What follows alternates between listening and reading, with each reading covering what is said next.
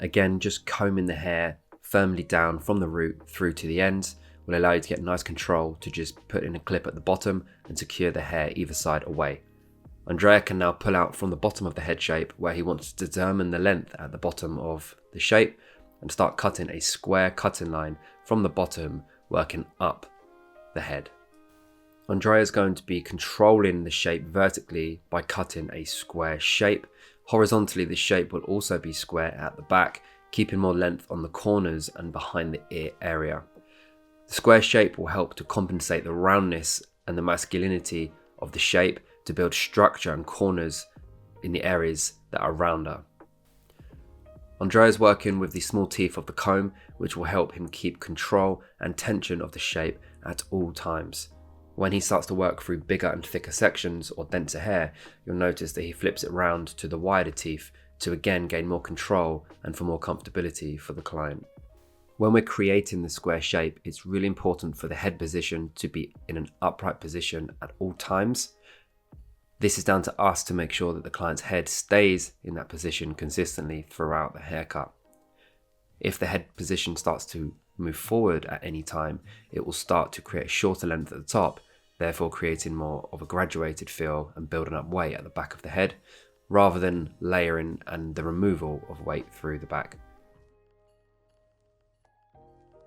Once Andrea has completed the first side, he's going to give it a small cross check horizontally, double check that the length and shape is precise before moving on to the second side at the back of the head. You can do this by separating the back area at the nape away, starting from the occipital bone and working completely horizontally, creating that square shape. If there's anything to be refined, this is now a great time to do that. Once we have that firmly clipped out of the way, we can now focus on the apex area at the top of the head, connecting it into the back area with a round shape from the last top section at the back, pivoting up onto the top where the crown is and creating a slight rounded cutting line with the elevation of the hair being nice and perpendicular to the head shape.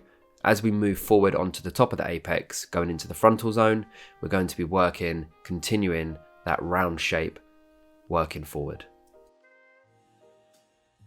After the last section on the top of the head, Andrea is now going to move on to the sides, where he's going to elevate all of that last section into the top panel, following the length on top as a reference, but choosing to slice cut technique for more textured and softer result. So once the top zone has been completed, we can now comb that back and clip out the way and start to focus on the shape on the disconnected fringe panel, using the internal shape as a small reference to make sure we have a connection visually. We're now going to be working with the feather razor, using that length, just cutting through, creating a really soft shape, working from the shorter point, which is at the lower point, to a much longer point on the fringe from the higher point of the section. This haircut should realistically be able to be recreated and restyled very easily for the client. He can also tie it up if he wishes. Through the back of the head, we worked with this square shape vertically and horizontally, maintaining that length and weight behind the ear area for that nice tuck. From the side areas, we elevated everything up into the square shape on the top of the head, where we have that nice soft round fluid shape, increasing natural movement and texture with fluidity. Thanks for watching this long layered hairstyle done by guest educator Andrea Bellugi from Italy. We hope you enjoyed it, and we'll see you on the next one.